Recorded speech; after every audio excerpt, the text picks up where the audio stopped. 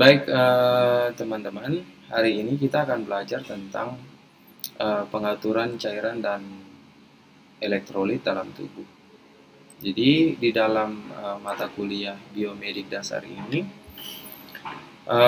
kita harus mengetahui cairan dan elektrolit apa saja yang membentuk tubuh kita dan bagaimana dia bekerja sehingga dia bisa memenuhi kebutuhan cairan di dalam tubuh. Selain itu, nanti kita juga akan mempelajari tentang dampak apa saja atau penyakit apa saja yang ditimbulkan ketika seseorang itu mengalami kelebihan cairan dan elektrolit dalam tubuhnya. Nah, perlu teman-teman ketahui bahwa keseimbangan cairan dan elektrolit itu adalah kondisi di mana jumlah cairan dan elektrolit dalam tubuh itu seimbang antara jumlah yang keluar dan jumlah yang masuk, gitu ya teman-teman. Karena ini berbicara tentang keseimbangan. Nah, cairan dan elektrolit dalam tubuh itu memang sangat penting untuk menjaga fungsi normalnya tubuh. Nah, termasuk menjaga keseimbangan derajat keasaman atau pH, kemudian tekanan osmotik, dan fungsi organ-organ di dalam tubuh. Nah, gangguan keseimbangan dan cairan elektrolit itu bisa mempengaruhi fungsi seluruh sistem yang ada di dalam tubuh, terutama sistem saraf, kardiovaskuler, dan pencernaan. Nah, keseimbangan cairan dan elektrolit dalam tubuh itu memang sangat penting dalam menjaga fungsi normal tubuh. Jadi, seperti tadi yang sudah disampaikan bahwa memang cairan dan elektrolit dalam tubuh itu dia membantu menjaga keseimbangan pH, tekanan osmotik, dan fungsi-fungsi dari organ tubuh karena mempengaruhi kinerja dari tubuh itu sendiri. Nah, beberapa gejala gangguan keseimbangan dan cairan dan elektrolit itu bisa menyebabkan atau bisa memunculkan gejala seperti mual, kemudian diare, kram otot, sakit kepala, lemas, kejang. Nah, penting bagi kita itu untuk bisa menjaga keseimbangan cairan dan elektrolit dalam tubuh karena memang cairan dan elektrolit ini dia sangat penting untuk menjaga kesehatan tubuh kita. Nah, kita akan bicara soal keseimbangan cairan dalam tubuh. Nah, perlu teman-teman ketahui bahwa komposisi tubuh manusia itu terdiri dari air, tulang, kemudian ada organ-organ, otot, dan lemak. Nah, kalau kita tahu sendiri bahwa kita punya tubuh ini, itu ada sekitar pembentuknya dari air, itu ada sekitar 60-70% ya, isinya air gitu. Nanti 60-70%, contoh dalam tubuh manusia itu darah itu ada 5 liter, ya silahkan dikali aja sekitar 60-70%, mungkin sekitar ya 3 liter. Nah, 75% dari 3 liter itu ya ada di otak ya, cairannya. Kemudian nanti 83% itu ada di darah, kemudian livernya itu ada sekitar 81%, di ginjal itu ada 88%, tulang itu ada 22%, dan otot itu ada 75% yang memang pembentuknya adalah air gitu. Kalau kita lihat pembentuk otak itu ada 75% isinya air. Darah 83% isinya air. Kemudian liver 82% ya. Kemudian ginjal itu ada 88% yang pembentuknya adalah air. Tulang itu 22% pembentuknya adalah air, dan otot 75% pembentuknya adalah air gitu ya teman-teman. Nah, fungsi cairan di dalam tubuh itu ada beberapa, yaitu mengangkut nutrisi ke seluruh tubuh ya dalam bentuk darah, kemudian mengangkut toksin atau racun dan karbohidrat ke organisme, kemudian menjaga keseimbangan pH tubuh, menjaga keseimbangan tekanan osmotik, dan menjaga fungsi organ tubuh. Jadi kalau nggak ada cairan atau air di dalam tubuh itu, sesuatu yang kita makan itu nggak bisa diedarkan ke seluruh tubuh, ya. Kemudian seperti kita sudah bahas kemarin tentang keseimbangan asam basa, kalau cairannya kurang, gimana ginjal mau kerja? Kalau ginjal nggak kerja, pH tubuhnya ya otomatis asam gitu. Nah, kemudian seluruh organ-organ itu bisa bekerja itu karena harus ada air gitu, karena memang pembentuk organ itu sendiri adalah air. Nah, sumber-sumber cairan di dalam tubuh, jadi cairan itu bisa mendapat tubuh itu bisa mendapat cairan itu dari proses pencernaan, teman-teman. Nah, jadi air ya dapatnya dari kita minum air sendiri, kemudian makanan dan minuman ya yang kita konsumsi, kemudian ada cairan tubuh seperti darah, ada getah bening, ada urin, ada saliva atau air liur gitu ya. Kemudian isi saluran pencernaan termasuk gas usus ya, dan udara di paru-paru juga menghasilkan cairan gitu ya, teman-teman. Nah, untuk regulasi keseimbangan cairan di dalam tubuh itu ada 3 proses. Ya. Maaf, ada 2 proses, yaitu absorpsi dan ekskresi, serap dan buang. Dan di sini juga ada peran ginjal di dalamnya. Nah, kalau dibilang absorpsi, absorpsi itu adalah proses penyerapan cairan, ya, penyerapan cairan nutrisi dari makanan atau minuman yang kita konsumsi melalui saluran pencernaan yang tadi saya sudah bilang ke dalam darah dan sistem limfatik. Nah, biasanya proses ini tuh terjadi di usus halus dan usus besar. Nah, sedangkan proses ekskresi itu adalah proses pengeluaran, ya, keluarkan gitu. Eks berarti mengeluarkan. Jadi mengeluarkan cairan dan zat-zat sisa dari hasil metabolisme tubuh itu dalam bentuk apa? Urin, keringat, ya, dan udara pernapasan. Kalau teman-teman berdiri depan cermin terus kemudian bernafas, di sana ada udara yang berisi air gitu ya. Nah, biasanya proses ekskresi ini dia terjadi di ginjal, kulit, dan paru-paru. Nah, apa fungsi ginjal? Nah, fungsi ginjal di sini seperti yang kita sudah jelaskan pada keseimbangan asam basa dulu, bahwa ginjal ini punya peran yang memang sangat penting dalam menjaga cairan dalam tubuh. Jadi ginjal itu dia punya tugas adalah menyaring, ya, nyaring darah dan keluarkan sisa-sisa yang sisa-sisa kelebihan cairan. Ya, melalui apa? Melalui urin, gitu. Nah, ginjal itu juga berperan dalam mengatur keseimbangan elektrolit dan pH dalam tubuh seperti kita sudah jelaskan kemarin di keseimbangan asam basa. Jika ginjal itu tidak berfungsi dengan baik, maka bisa terjadi ya, gangguan keseimbangan cairan dalam dan elektrolit dalam tubuh. Makanya tiba-tiba orang kakinya bengkak gitu ya, karena ginjal sudah tidak berfungsi, saluran perkemihannya tidak bisa berfungsi karena ginjal nggak bisa ngeluarin air dalam bentuk urin. Akhirnya cairan yang tertumpuk dia adanya tuh di ekstremitas, di kaki, di tangan karena melawan gravitasi otomatis. Kalau teman-teman lihat orang sakit ginjal itu biasanya kaki tangannya bengkak ya. Kemudian kita bicara soal elektrolit di dalam tubuh ya, teman-teman. Nah, perlu teman-teman ketahui bahwa elektrolit itu mineral ya, mineral yang punya muatan listrik ya, yang ada di dalam sel, jaringan, dan cairan tubuh termasuk darah, urin, dan keringat. Jadi bermuatan listrik, berarti saya ingat tentang, kita bahas tentang kardiovaskuler kemarin tentang jantung ya, bahwa bermuatan listrik ini ada di jantung supaya jantung bisa berdetak. Listrik dapat dari mana? Dari elektrolit. Nah, ketika pertukaran antara elektrolit ya, pertukaran antara elektrolit itu akan menyebabkan gesekan dan ada impuls listrik ya, supaya jantung itu dia bisa berdetak gitu ya.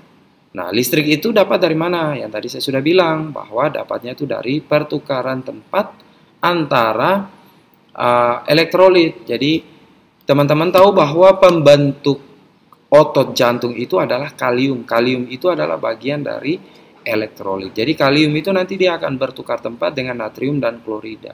Kalau kalium itu biasanya ada di dalam intrasel, di dalam sel-sel jantung. Natrium klorida itu ada di ekstrasel, ada di dalam darah. Nanti mereka bertukar tempat secara cepat. Nah, di situ akan bergesekan dan memunculkan listrik. Jadi teman-teman, elektrolit itu dia punya peran penting dalam menjalankan fungsi organ tubuh, seperti aktivitas otak, saraf, otot, dan pembuatan jaringan baru. Nah, teman-teman, jenis elektrolit itu yang biasanya penting bagi tubuh adalah natrium, kalium, kemudian kalsium, magnesium, fosfat, dan klorida. Kalau natrium klorida itu memang pembentuk cairan tubuh secara umum ya. Dia ada di darah, ada di mana-mana. Nah, sedangkan kalium itu ada di otot jantung, ada juga di otot ya, secara umum otot, dan paling banyak itu ada di otot dan otot jantung.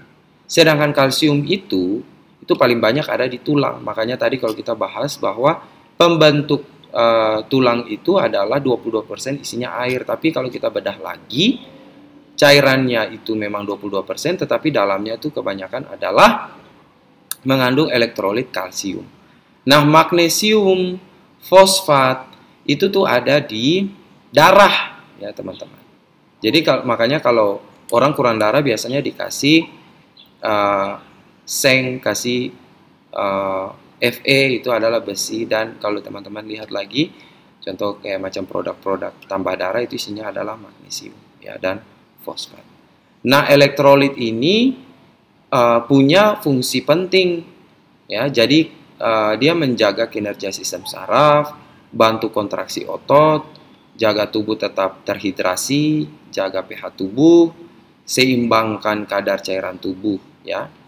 Nah, kalau tidak seimbang artinya elektrolitnya itu banyak atau kurang, biasanya tuh orangnya akan mual, diare, ya, kram otot, sakit kepala, lemas, dan kejang. Ya. Nah, seperti yang tadi saya bilang bahwa ketika tubuh itu sekitar 60 sampai 75% terdiri dari air, sisanya itu adalah protein, lemak, kemudian ada mineral dan kawan-kawan sekitar 6%. Nah, elektrolit itu yang merupakan mineral itu adanya natrium, kalium, klorida, kalsium, dan magnesium. Nah, kalau natrium itu elektrolit yang memang penting untuk jaga tekanan darah, terus kemudian keseimbangan air dalam tubuh, serta juga membantu untuk fungsi otot dan saraf. Nah, sedangkan kalium itu memang penting untuk kontraksi otot, transmisi impuls saraf ya, dan pengaturan keseimbangan cairan dalam tubuh. Nah, kalau klorida itu menjaga keseimbangan asam basa dalam tubuh. Nah, terus kemudian juga berperan dalam penyaringan makanan dan pembuatan jaringan baru. Sedangkan kalsium itu elektrolit yang digunakan untuk kesehatan tulang. Makanya kalau orang tulang mulai keropos disuruh minum susu X gitu. Susu X isinya kebanyakan adalah kalsium.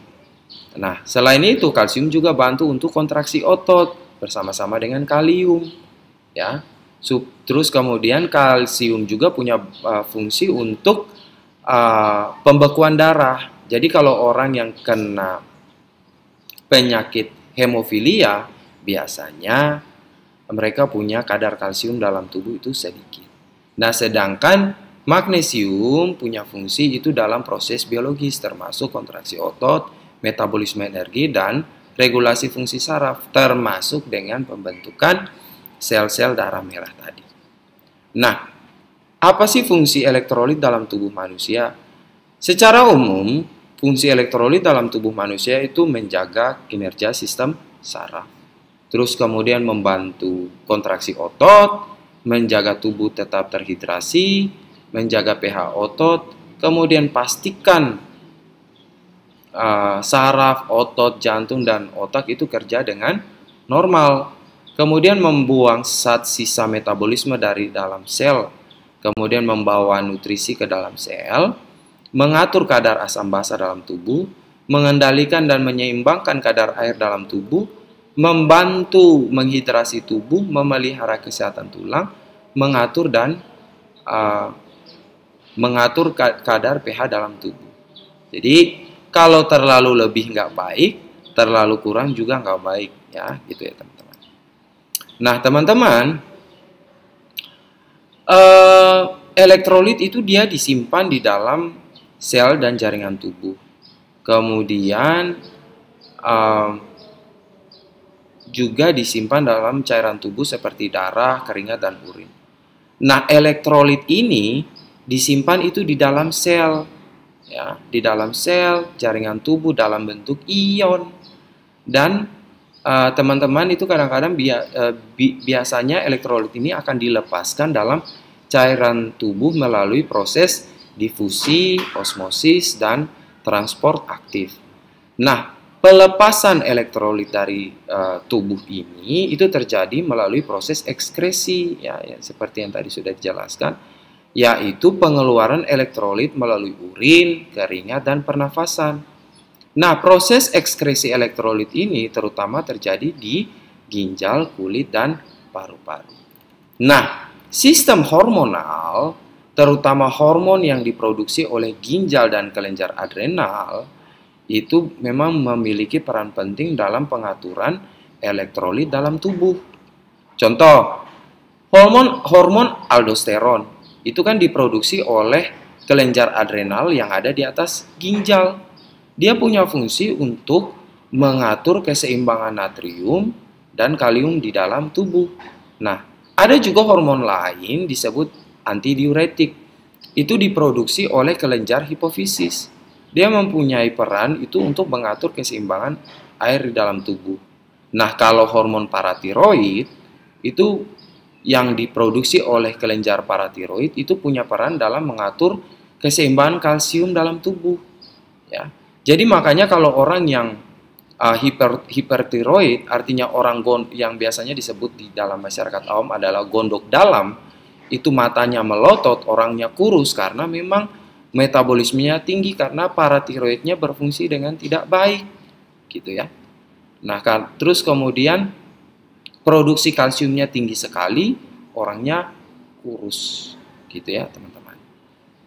Nah, teman-teman, gangguan keseimbangan cairan dan elektrolit dalam tubuh itu ada bermacam-macam. Marilah kita bilang ada yang kelebihan, ada yang kekurangan.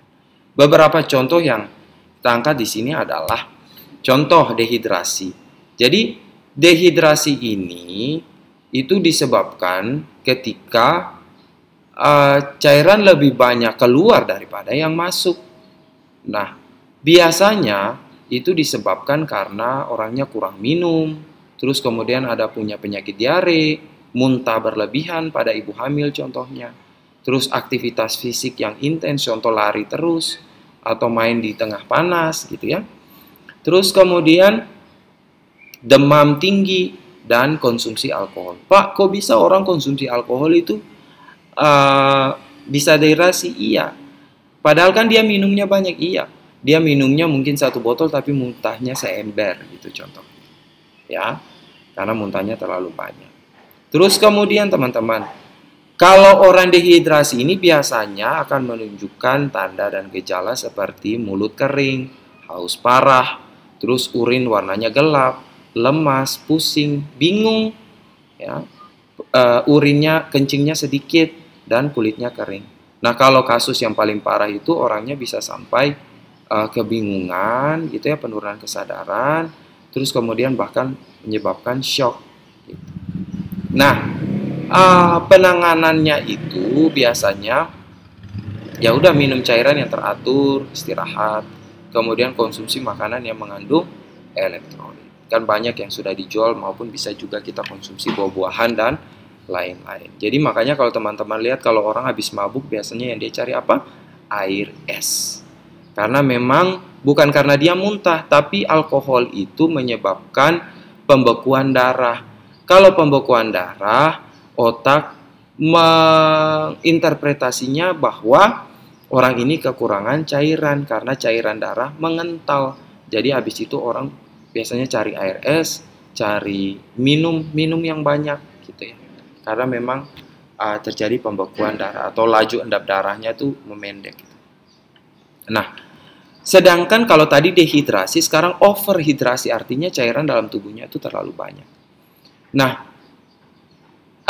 orang overhidrasi ini kalau orang minum terlalu banyak, ya, Nah, minumnya banyak dalam waktu singkat gitu. Biasanya ini terjadi pada anak-anak. Jadi biasanya anak-anak itu paling suka minum. Jadi minum sampai muntah. Gitu ya. Terus kemudian terjadi juga pada orang yang punya ginjal rusak dan ginjal rusak. Ya, jadi cairan yang dia minum nggak bisa keluar. Makanya ketika orang sakit ginjal, sakit jantung dibilang bahwa minumnya nggak boleh banyak. Ya, tapi dia paksa minum banyak, kaki bengkak. Gitu ya. Nah, terus kemudian tandanya apa? Ya sama seperti dehidrasi tadi. Tetap mual, muntah, sakit kepala, kebingungan, kelelahan, dan kram otot. Tindakan pencegahannya itu adalah kita batasi cairan, Namun kalau untuk kejadian yang sampai sudah sakit parah, biasanya orang-orang tersebut akan dilakukan hemodialisa. Jadi dibuang cairan yang berlebih gitu ya, hemodialisa. Itu yang biasanya dilaksanakan. Nah, teman-teman, ada lagi yang dinamakan dengan gangguan elektrolit. Kalau yang tadi dehidrasi dan overhidrasi itu soal cairannya, sekarang kita bicara bagaimana dengan elektrolitnya yang berlebihan. Jadi teman-teman, saya kasih contoh di sini adalah hiponatremia atau natrium yang rendah dengan hiperkalemia atau natriumnya yang berlebihan. Penyebabnya apa?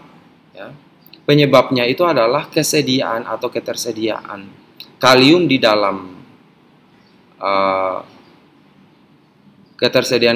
di dalam tubuh itu tinggi sekali ya kalau hiperkalemia. Kalau hiponatremia ya natriumnya yang sedikit sekali. Gitu.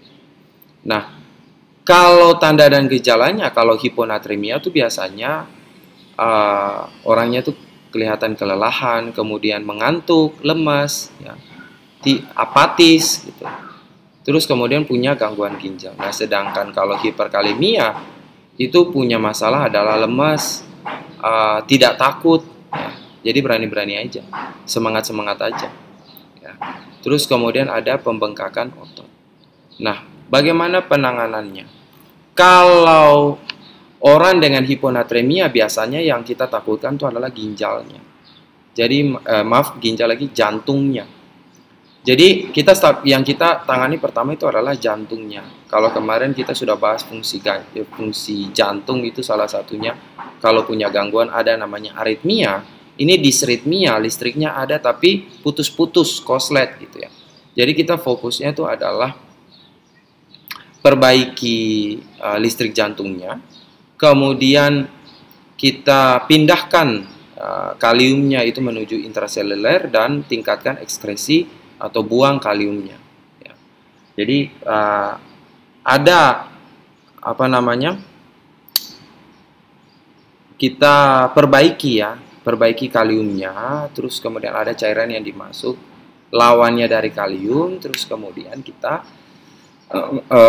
buang kaliumnya itu menuju ke darah dan kemudian kita paksa untuk ada obat-obatan untuk mengeluarkan kalium tersebut bersamaan dengan ginjal.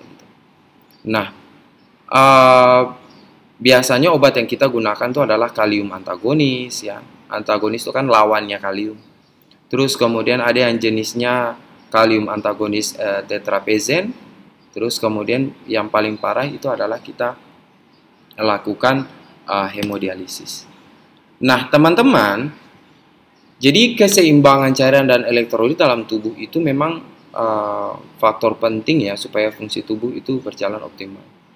Nah, pada materi tadi itu memang kita sudah bahas bahwa cairan dan elektrolit itu memang punya peran kunci dalam menjaga fungsi sel, sistem organ, dan homeostasis dalam tubuh secara keseluruhan.